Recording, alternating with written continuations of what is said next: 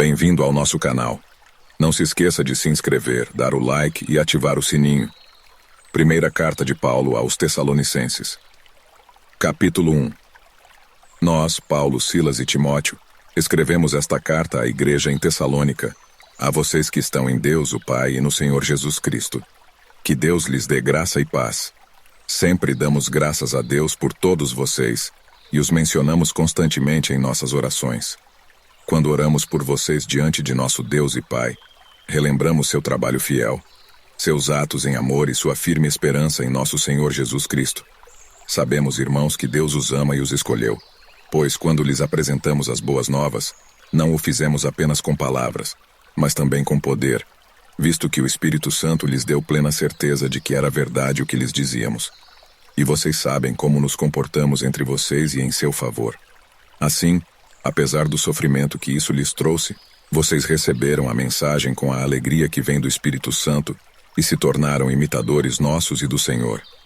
Com isso, tornaram-se exemplo para todos os irmãos na Grécia, tanto na Macedônia como na Acaia. Agora, partindo de vocês, a palavra do Senhor tem se espalhado por toda parte, até mesmo além da Macedônia e da Acaia, pois sua fé em Deus se tornou conhecida em todo lugar. Não precisamos sequer mencioná-la, pois as pessoas têm comentado sobre como vocês nos acolheram e como deixaram os ídolos a fim de servir ao Deus vivo e verdadeiro. Também comentam como vocês esperam do céu a vinda de Jesus, o Filho de Deus, a quem ele ressuscitou dos mortos e que nos livrará da ira que está para vir. Capítulo 2. Vocês mesmos sabem, irmãos, que a visita que lhes fizemos não foi inútil. Sabem como fomos maltratados e quanto sofremos em Filipos, antes de chegarmos aí. E, no entanto, com confiança em nosso Deus, anunciamos a vocês as boas novas de Deus, apesar de grande oposição. Portanto, como veem, não pregamos com a intenção de enganá-los, nem com motivos impuros, nem com artimanhas. Em vez disso, falamos como mensageiros aprovados por Deus, aos quais foram confiadas as boas novas. Nosso propósito não é agradar as pessoas, mas a Deus, que examina as intenções de nosso coração. Como bem sabem, nunca tentamos conquistá-los com bajulação, e Deus é nossa testemunha de que não agimos motivados pela ganância. Quanto ao reconhecimento humano, nunca o buscamos de vocês, nem de nenhum outro. Ainda que, como apóstolos de Cristo, tivéssemos o direito de fazer certas exigências, agimos como crianças entre vocês. Ou melhor, fomos como a mãe que alimenta os filhos e deles cuida. Nós os amamos tanto que compartilhamos com vocês não apenas as boas novas de Deus, mas também nossa própria vida. Não se lembram, irmãos, de como trabalhamos arduamente entre vocês? Noite e dia nos esforçamos para obter sustento, a fim de não sermos um peso para ninguém enquanto lhes anunciávamos as boas novas de Deus. Vocês mesmos são nossas testemunhas, e Deus também é, de que fomos dedicados, honestos e irrepreensíveis com todos vocês os que creem, e sabem que tratamos a cada um como um pai trata seus filhos. Aconselhamos, incentivamos e insistimos para que vivam de modo que Deus considere digno, pois Ele os chamou para terem parte em seu reino e em sua glória. Portanto, nunca deixamos de agradecer a Deus, pois, quando vocês receberam de nós a mensagem dele, não consideraram nossas palavras meras ideias humanas, mas as aceitaram como palavra de Deus, o que sem dúvida são. E essa mensagem continua a atuar em vocês, os que creem. E então, irmãos, vocês foram perseguidos por seus próprios compatriotas, tornando-se assim imitadores das igrejas de Deus em Cristo Jesus na Judéia, que também sofreram nas mãos de seu próprio povo, os judeus. Eles mataram o Senhor Jesus e os profetas, e agora também nos perseguem. Não agradam a Deus e trabalham contra toda a humanidade, procurando impedir-nos de anunciar a salvação aos gentios. Com isso continuam a acumular pecados, mas a ira de Deus finalmente os alcançou. Irmãos, depois de um breve tempo separados de vocês, embora nosso coração nunca os tenha deixado, esforçamo-nos por voltar a vê-los pela grande saudade que sentimos. Queríamos muito visitá-los. E eu, Paulo, tentei não apenas uma vez, mas duas. Satanás, porém, nos impediu. Afinal, o que nos dá esperança e alegria, e qual será a nossa magnífica recompensa e coroa diante do Senhor Jesus quando ele voltar? Serão vocês. Sim, vocês são nosso orgulho e nossa alegria. Capítulo 3. Por isso, quando não pudemos mais suportar, resolvemos ficar sozinhos em Atenas e enviamos Timóteo para visitá-los. Ele é nosso irmão e colaborador de Deus na proclamação das boas novas de Cristo. Nós o enviamos para fortalecê-los e animá-los na fé, para que as dificuldades não os abalem. Mas vocês sabem que estamos destinados a passar por elas. Quando ainda estávamos com vocês, nós os advertimos de que as aflições em breve viriam, e foi o que aconteceu, como bem sabem. Assim, quando não pude mais suportar, enviei Timóteo para saber se continuavam firmes na fé. Tinha receio de que o tentador os tivesse vencido e todo o nosso trabalho houvesse sido inútil. Agora, porém, Timóteo voltou trazendo boas notícias a respeito de sua fé e seu amor. Ele nos contou que vocês se lembram sempre com alegria de nossa visita e que desejam nos ver tanto quanto nós queremos vê-los. Por isso, irmãos, apesar de nossos sofrimentos e dificuldades, ficamos animados porque vocês permaneceram firmes na fé.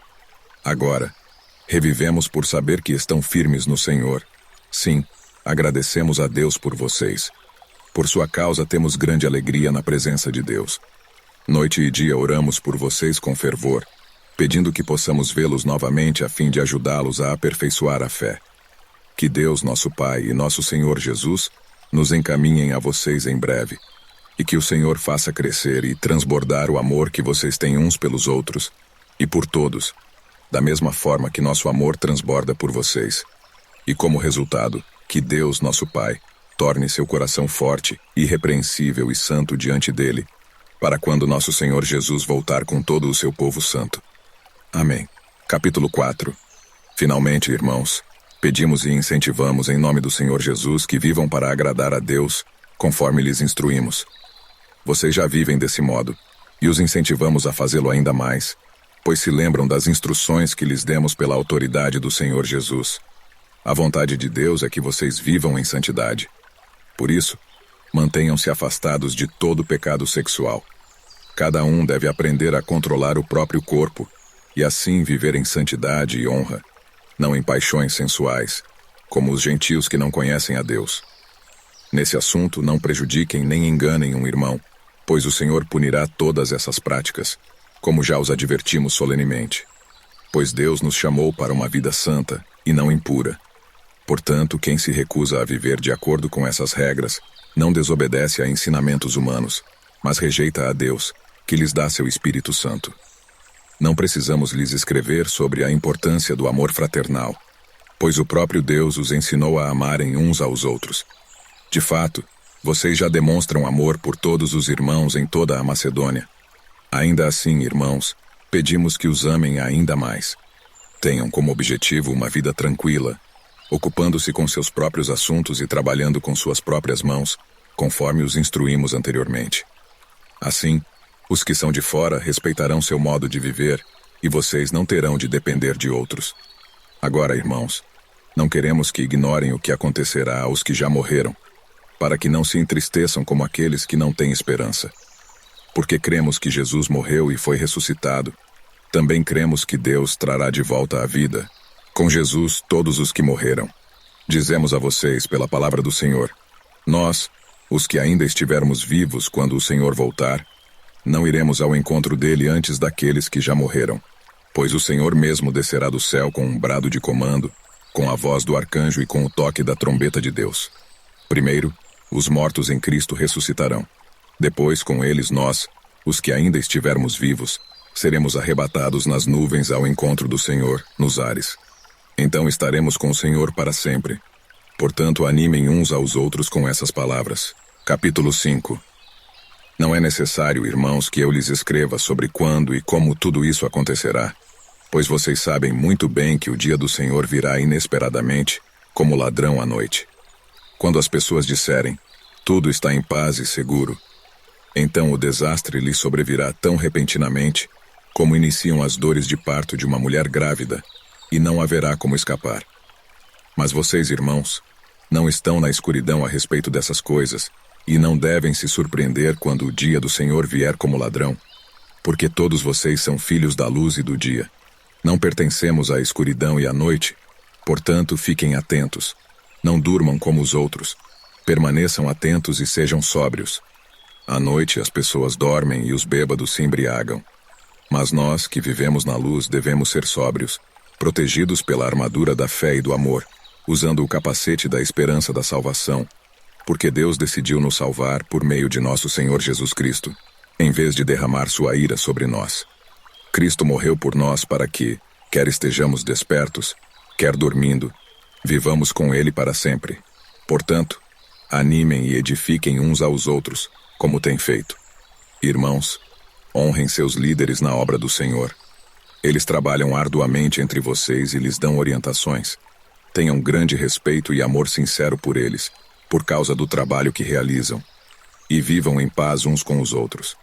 Irmãos, pedimos que advirtam os indisciplinados, encorajem os desanimados, ajudem os fracos, sejam pacientes com todos, cuidem que ninguém retribua o mal com o mal, mas procurem sempre fazer o bem uns aos outros e a todos.